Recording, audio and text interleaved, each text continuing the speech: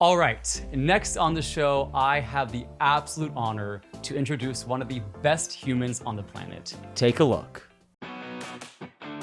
As a Midwest native, Tommy Nouansacksy lives a vivacious life. By day, he is a vibrant Chicagoan, and by night, he transforms into the bewitching and mesmerizing Low-Tie-On. A Low-Tie-On performance is filled with gags, stunts, high energy, and 100% pure joy. I discovered Tommy over a decade ago when he was dancing all over YouTube and keeping us laughing. He is light, he is joy, and he is one of the best humans around.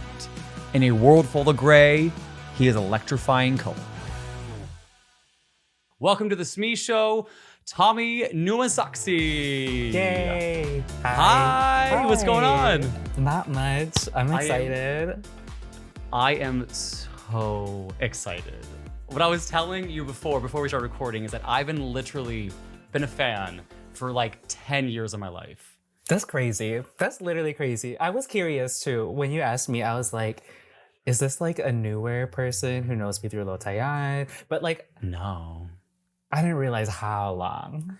Yeah, because I think I discovered you, I would say your second year into doing Dancing Every Day in August. Damn. Which for the listeners we'll get to in a little bit. And then, but it was your third year. It was the 2012 year was when I was hooked. Because I remember seeing, because I believe Tumblr is what led me to you all the way back in the day.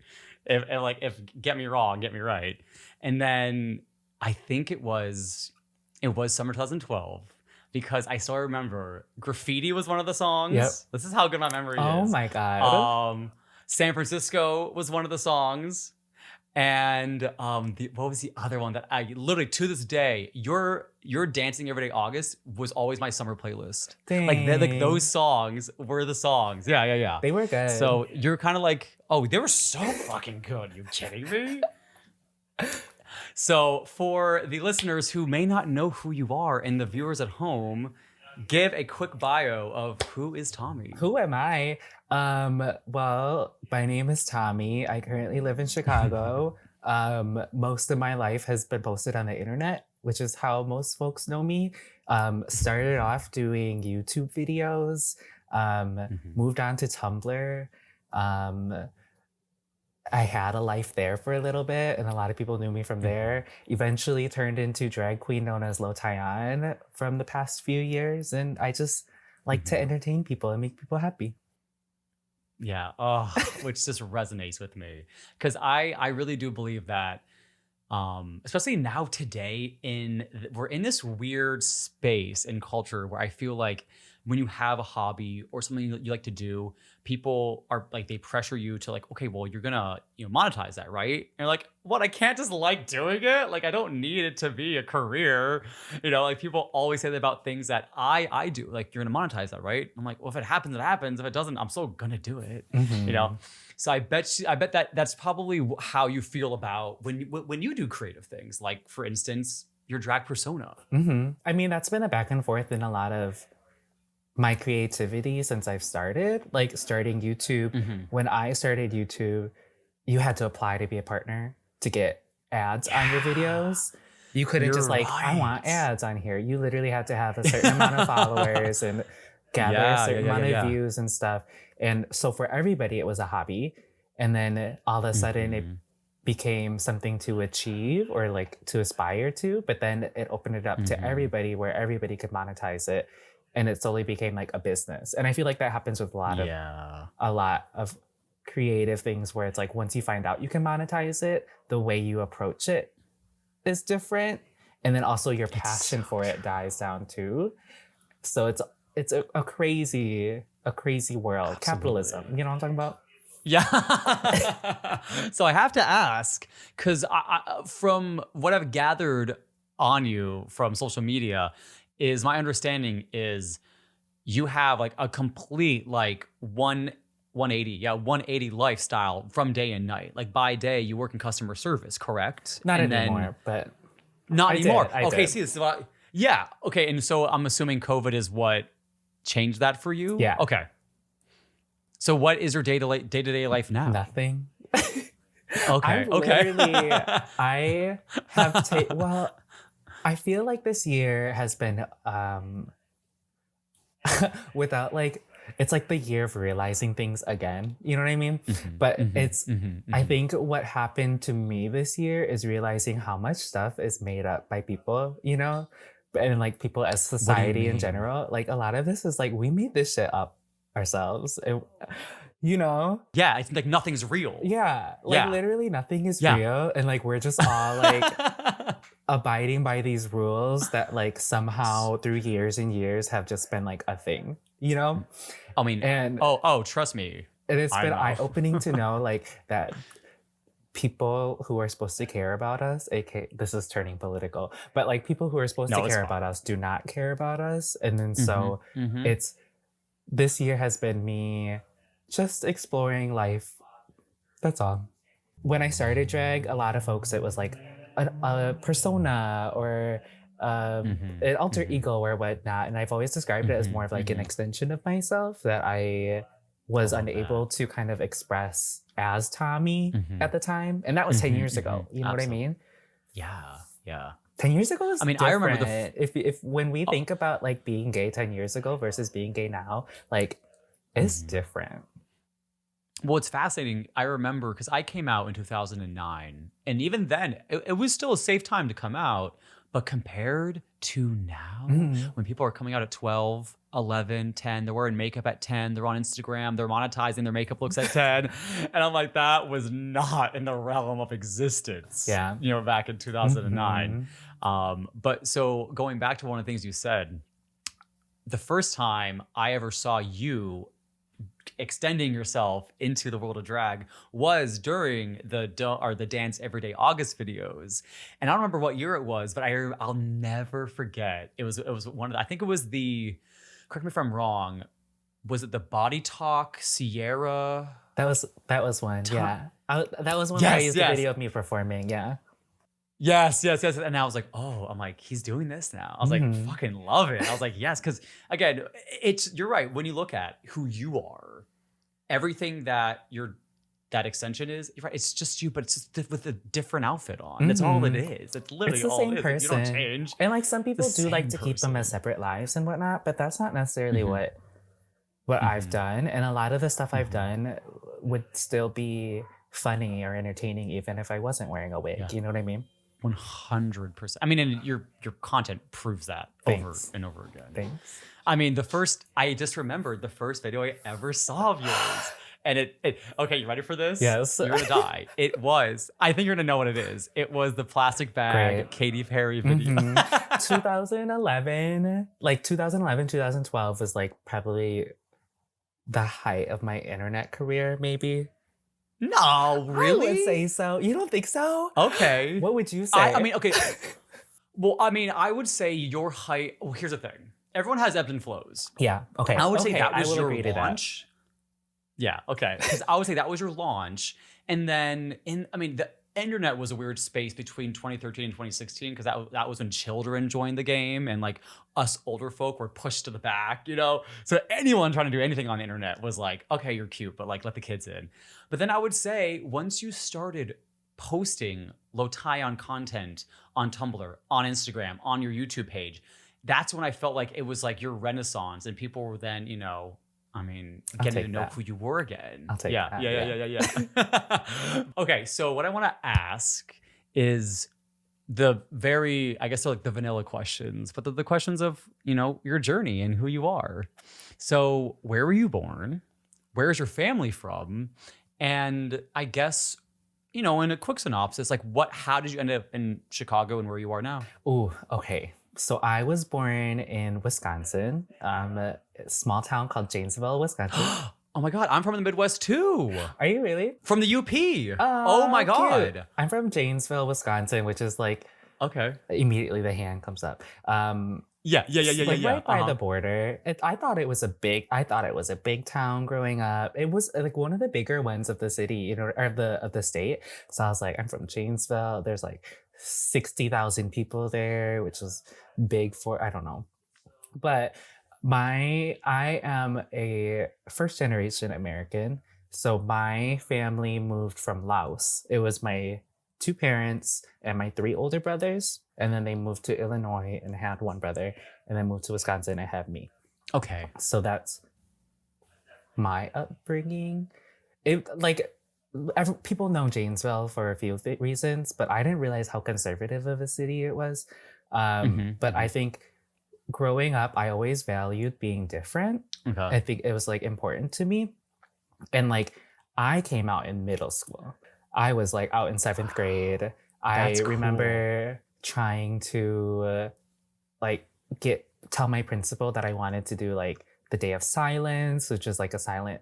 Do they still do that? It's like a silent protest in schools. Oh my God, you were like ahead of your time. They wouldn't let us do it. They wouldn't let us start a GSA, etc. And then even into high school, I was like, as a freshman, the advisor for the GSA left the school. So my friend and I, as sophomores, like found a new advisor and reinstated the GSA and did silent protest. I was like proud.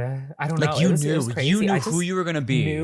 I just was always different and embraced it, I guess. That is so fucking cool. It was kind of exciting. I didn't realize how. I don't know. I think maybe in my head, I always pictured myself as someone who lived in a big city and like belonged there. And yet, when I went to college in the middle of Wisconsin with like 30,000 people. You didn't even go to school in Chicago. No, oh my gosh. I didn't even go to school in the city. That's so funny. Yeah, from there, even then, I was like one of 3 gay people I knew that wasn't in the theater program. And it was like very. What college was it? People were University of Wisconsin, Stevens Point. Okay. UWSP. Literally right in the middle of Wisconsin. Yeah. Huge biology school. Everyone wore camouflage. Like I took a dance course for my physical, whatever you have to take, like health and physical science, whatever. Yeah. And I took like modern dance. And so everyone was like not camouflage wearing, but we have a thing where to fix our posture, every time you saw camouflage, it should be a reminder to fix your posture because there was so much of that. That's iconic. Holy shit. Yeah. Again, I was like an officer in the GSA and I was like teaching like safe space courses. And this was like 2010, 2011. Yeah. Safe space courses were like a thing. I don't know if they still are. I don't know.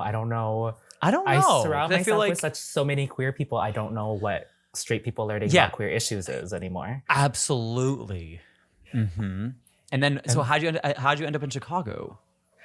How did I end up? I left college, and then I moved back home for a little bit. And then the job I was working then, I was an assistant manager at Aeropostale. And then it was right when like fast fashion was having huge issues, especially branded fast fashion. Okay. And then so my store closed down. And then I was like, you know what? I always wanted to move to Chicago. Why not now? And then I moved. Nice. And what year was that? That was 2015. Okay. 2015? Oh wow. So you've been there for a while now. Yeah, 6 years. 6 years this April. Nice. Congratulations. Thanks. What's your favorite part of Chicago? Oh, what do you mean? Like, what I love about being here? Yeah. Or like what is it about Chicago that drew you to like, oh yeah, I'm making this my home? It is nice that it's. I do enjoy the big city. I do enjoy the diversity, and it's close enough to. It's only like 2 hours away from home, so if I need to go visit my family, I could just hop on a bus. So it's still. Yeah. I don't like either of the coasts enough to move out there, so it's like it still has the Midwest feel, but it's still big. What inspired you to do Dance Every Day August, and why did it just happen to be, even though, like you said, you've kind of lost your YouTube momentum, you still did it? Like it was one thing you still did for 10 fucking years. It was an obligation. It felt like an obligation, but I couldn't not do it. I guess for folks who don't know, DITA is Dance Every Day in August. And around the time I was doing YouTube, I was starting, a lot of people were just starting to vlog and like doing vlog every days and whatnot. And I would try it, but I had nothing to talk about. A lot of the stuff I did on YouTube were like were like comedy. Like I never Oh yeah, have you considered would myself green a screen yourself comedian. into like Cimarelli videos. Like Yeah, you oh, I love that shit. I love them so much. I saw I them. know, I know. We're going on a sidetrack. I saw them live a few years ago. I think it was Oh my god. last year. I went to a Christmas Okay. show of theirs in Chicago. It was That's great. amazing. But yeah, a lot of my videos were like comedy, were like funny, were vines before vines. I would like to say, I'm gonna say it. I'm gonna say it. They were vines before vines, very short videos, just like goofy. And so I would often try vlogging every day for a month and just like making a video, and I would hate it. And so it used to always be April, and people would call it Vita. But for some reason, some August, I was like, you know what? Instead, I'm gonna post a video of myself dancing each day to like a different song. And it started off one year as it wasn't 30 days, or it wasn't like 31 days. It was just a compilation. People haven't seen this one. I don't think I have it up anymore. But there was one where I just did it in a bunch of different places, and it was like all in the same outfit, but it's just a bunch of different places. But then it adapted into me doing it every day for a month. And when I started, I'm going to admit, like when I started, I did film, edit, and upload every day. So I would go out every single day, film it, and upload it that day. And I realized that's not realistic. And then I would, So as the years went on, I started like backlogging and making sure I was just posting. And I was very clear in saying that, like posting a video every day and not necessarily dancing every day. But it turned into that. And then it was... it was pretty popular for a little bit. When you saw it was what the year I lived in San Francisco. So you actually lived in San Francisco? For a year. It was an internship. But still, okay. Yeah, or for a year, for a summer. It was literally for a few months. Oh, okay. But that was that year. And that was probably one of the bigger years. But as it went on, like it wasn't like getting as many views because I wasn't putting as much energy into my YouTube. But it was one of those like, I've already done it for 5 years. Why not 6? And it's like, I can't stop now. Let's just go to 10 years. And so literally my entire 20s are posted online.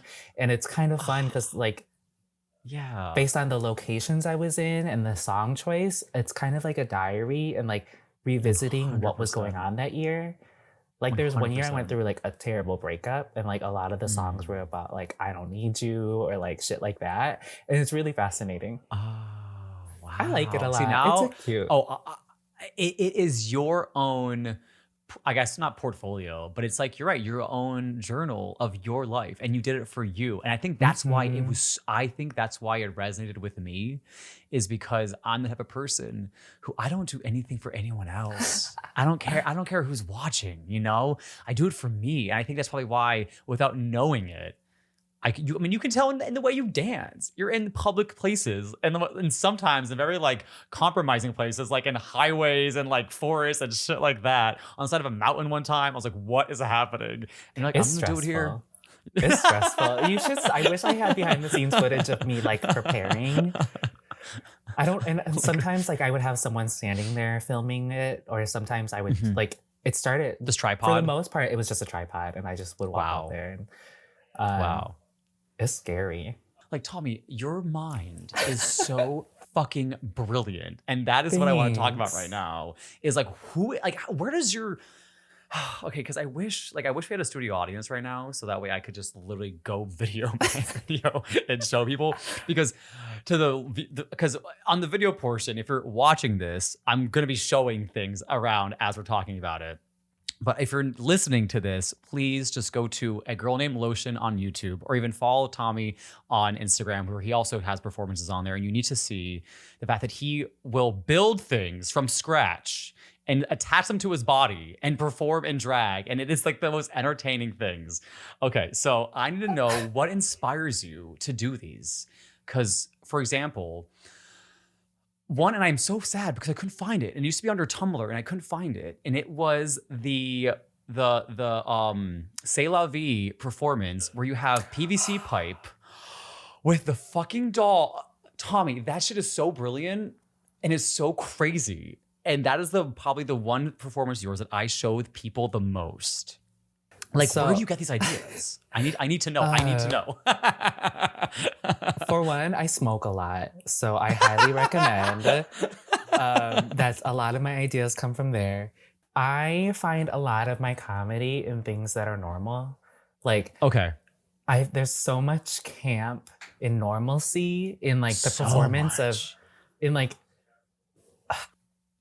life is such a performance, you know what I mean? Mm-hmm. Mm-hmm. Um and Mm-hmm. I feel like we've been we've been like conditioned to believe certain things are what is normal, and I find that so funny. So like Like, tell me. I don't even know. Like some of the stuff I watch a lot of random YouTube videos. So some of the stuff I Mhm. watch are like moms that do parodies of pop songs.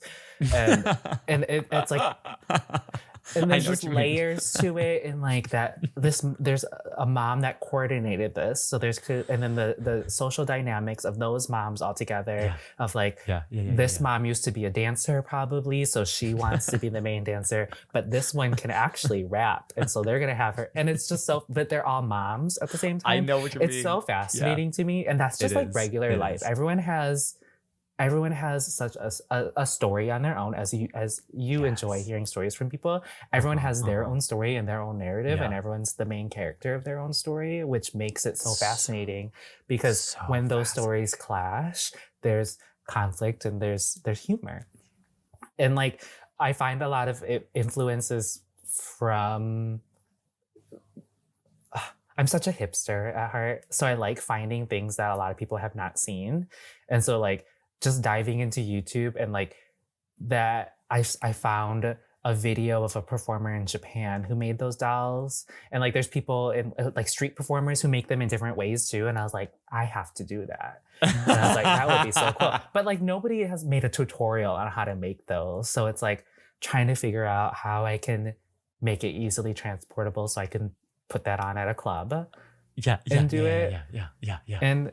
And I always enjoy trying to like bend the rules and see how far I can push things as well. Mm-hmm, mm-hmm. So it's Yeah, like while I I. enjoy the normal, I also like testing to see Mhm. like, can we challenge the normal? Totally. So when did that switch for you? Because when you go back and you look at your early drag performances, it is more just strictly dance, looking sexy. And was your previous former drag name Tamika L. Jones? Mm-hmm. Okay. Because Yeah. I didn't know if that was like just like a random name you had picked, and then it actually was Lotion the whole time. Where did that Both. name come from? Yeah. So Okay. Tamika L. Jones, when I was in college, I was in RA, as one of my most popular videos, shit RA say. Um, Great one. Yes. That one's the one that like took off, but that's because I was Okay. following a meme of shit blank girls say or Shit whatever. people say. Shit Yeah. people say. Yeah. I made shit Mhm. RA say. Um, but wait, what was the question? Tamika L. Jones. So Yeah. my RA alter ego was Tamika L. Uh-huh. Jones. And that was one of my co-RAs made that name for me. Like we all had different names. Okay. So Tommy was Tamika, Cody was Jody, Casey was Lacey, etc. And I Got didn't like it. Tammy, so Tamika was it. But the L from Tamika L. Jones always stood for Lotayan. And then I quit drag Oh for a my little bit God. because I was focused on trying to move out of Wisconsin to Chicago. So I like stopped doing drag for a minute. And then after I moved to Chicago, I rebranded as Lotayan. Yeah. And again, that was me trying to be like, my name is going to be specifically stylized and blah blah blah. It has to be all caps, etc. And now it's just like, if you call me Lotion, if you call me Lotian. It's funny because the people who knew me when I started, even though it's always been Lotian, call me Lotian. Like Lucy Stewart, Kamora Hall, they both call me Lotian for some reason. And I'm like, that's what it is. Yeah. If you say it is, it is. But also, oh, go ahead. no, you go. You go ahead. Yeah, you asked how it started. The Well, so, switching I mean, into. Yeah, I mean, it was more just so like, where did you get Lotion? Where does that come from? So that's when. So when Tamika started, it was a mix of it being an extension of me, but persona where I could be sexy and I could be a woman and I could do all that. But the challenge was everyone was doing that. And I was like, what makes me different? And me being different was my humor and my comedy. And so as Lo Taeyeon grew, it started meshing into all of that. Because look, back to Dance Every Day in August, that was me testing the boundaries of YouTube, right. Testing, I'm not vlogging, I'm dancing now. And it's still every day, but I think I've always, like I said, enjoyed being different and try to find out how I can be different. And so it turned into doing drag performances where I'm not lip syncing to music, but instead I'm lip syncing to a woman sneezing for 2 minutes. God. You know? So, because I think it's so funny because whoever was a host that night, that is, I think, the funniest part of the video is because you in your head, you know what's going to happen. The audience doesn't know. The host of the night doesn't know. And the fact is like, she's like, this better not be all it is. Oh my God, this is all it's gonna be. And it just kills me every time. I was terrified to perform that. I hated it. I was downstairs and I was apologizing to everybody in advance. It's like, I am so sorry. I don't know how this is gonna go. People are gonna hate this, but I'm gonna do it anyway. I don't remember what other number I did that night, but I was like, that was the one I was more excited about. And then I was like, I can't believe I'm doing this. Like, I cannot believe I'm doing this. Oh, your brain is so fascinating. Thanks. It's just like, I cannot wait for the world to go back to normal so people like you can go back to just being fucking amazing and filling the world with joy. Because the other thing that we can talk about is what you did during this COVID world to be able to not only support yourself and your friends, but give the world, no pun intended, some Christmas joy. You produced this brilliant Christmas special where you and all your drag sisters all came together and filmed this hour-long, by the way, people, an hour-long, like full-on Christmas special about was Frosty the Snow Them, which brilliant, by the way. Loses his carrot nose, and it's this whole adventure. So I need to know all about this process. No, I'm really proud of that. Since COVID happened, drag has moved to digital. And so a lot of people were doing digital drag shows. I know Bitch Pudding from Dragula kind of like kicked that off from like a bigger standpoint. Like for a while it was happening on Instagram. Like people were just on Instagram live and just like trying to perform and trying to tip each other.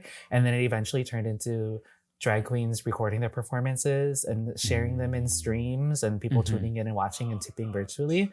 And then it was getting like, it's hard, you know, trying to make these small music videos and trying to get people to tune in for after months of doing this. And it starts feeling like that obligation. So again, it's like, how can we make this different and how can we make this fun?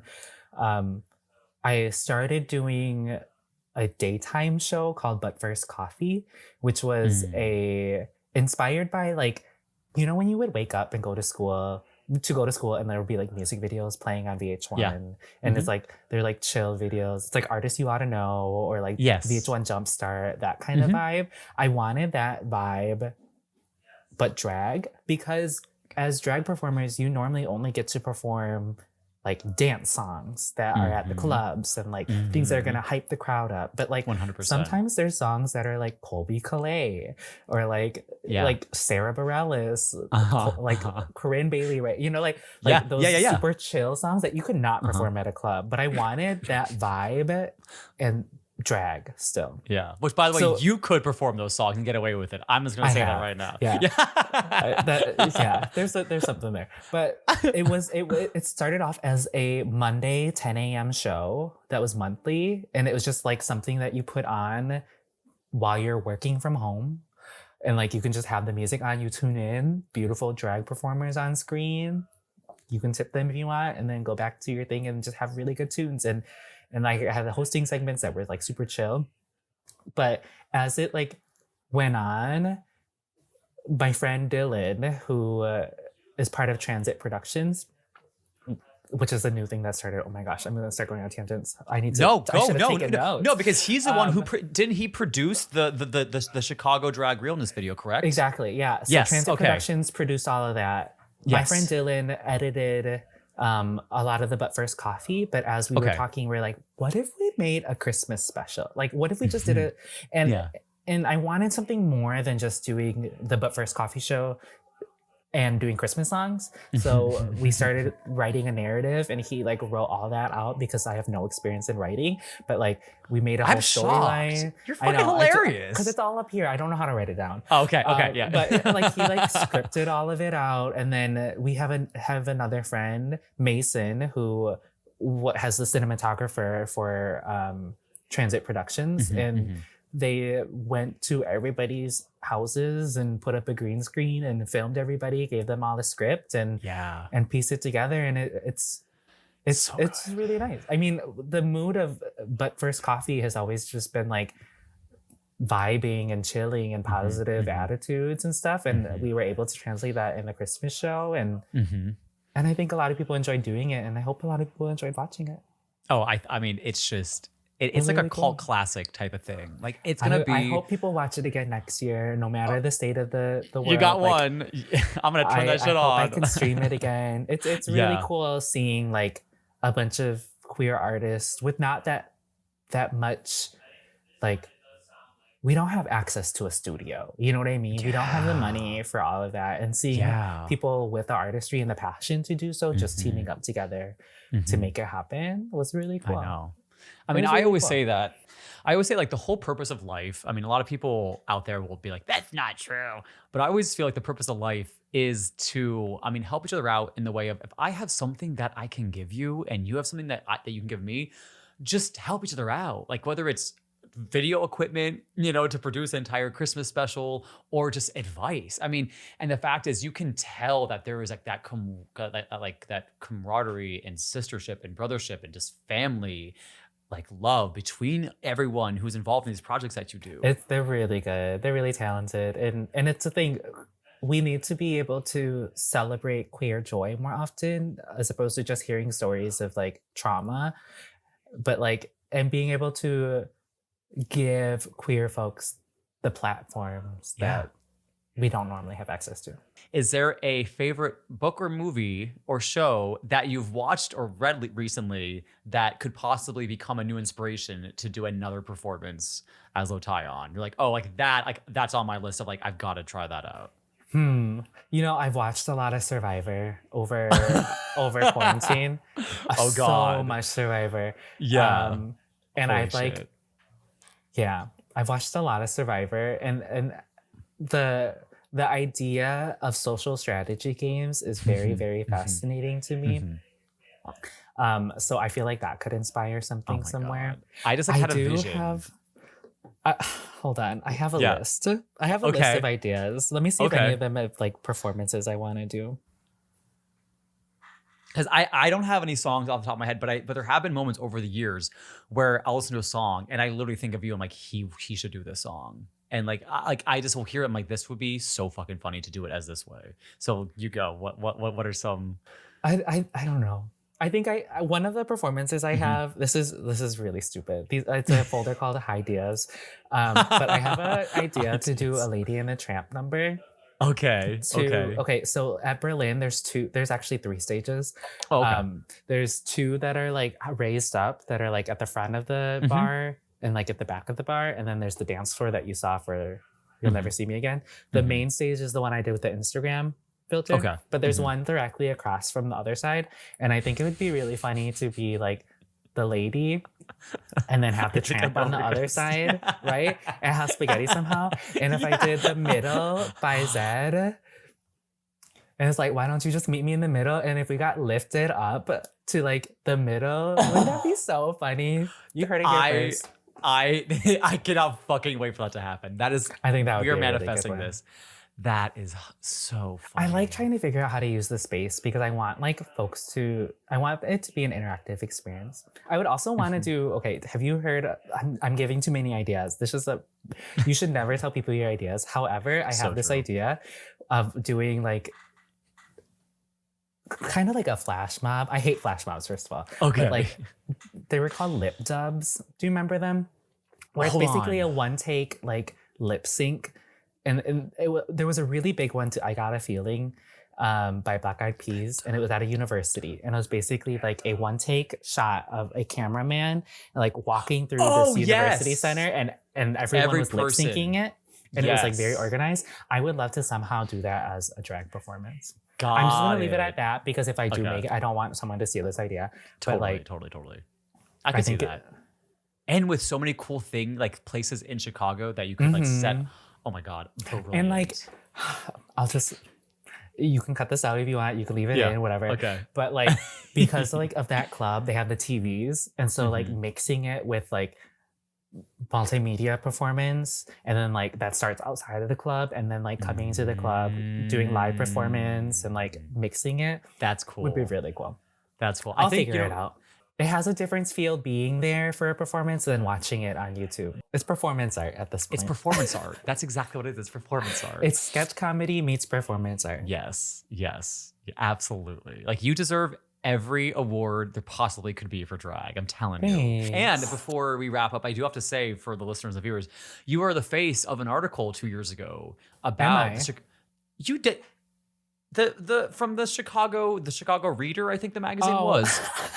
They talked about viral drag, and you were the literal photo of the article. Yeah. I'm like, of course, like that. He is the face. Like, come on. Like, yeah. So it just seemed right. But yeah. So let's just wrap it up with what brings me joy. Yeah. What brings Tommy joy? Yeah. I like to eat. Okay. Me too. Eating brings me joy.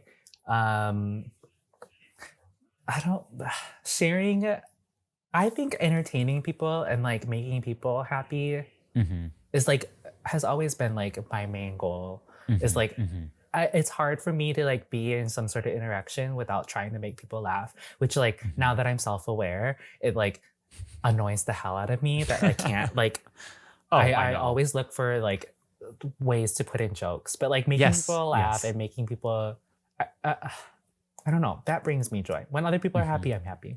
Yeah, that's a good answer. That's a really good answer. Thanks.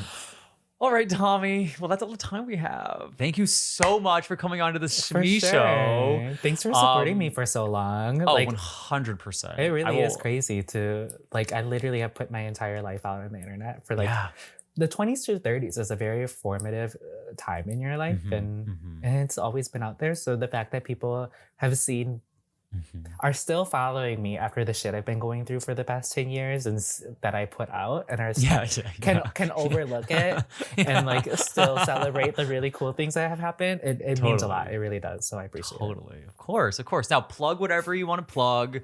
Give all your handles away so everyone can find you. I remade my Twitter, so you can go to Lotion Part 2. Part 2. Yeah, I saw that. Part 2. That's my current Twitter. My Instagram is lotion.tn.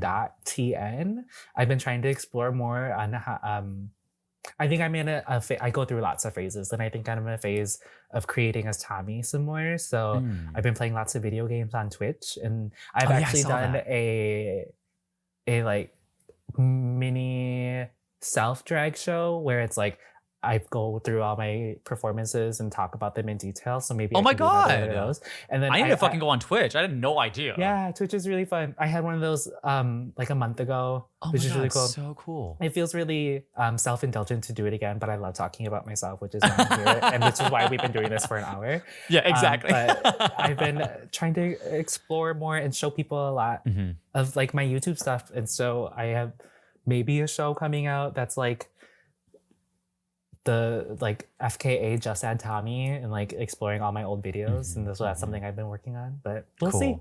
Okay. Follow me. Cool. Instagram is the place I've been most consistent, and it has all my links and whatnot in there. But we'll see. Yeah, we'll see what happens. Guys, go to his Etsy, buy the stickers. They're so good. They're really Put them all over the world so that everyone knows who he is and who Lotion. Oh, I said Lotion. Oh my god, look at me. Lotion's fine. I take it low Lotion. Low no, Tion, I think low low and low Tyon. I love low Tyon. That name is just like it's just so good. All right, that's a wrap. Thank you so much, Tommy. Thanks.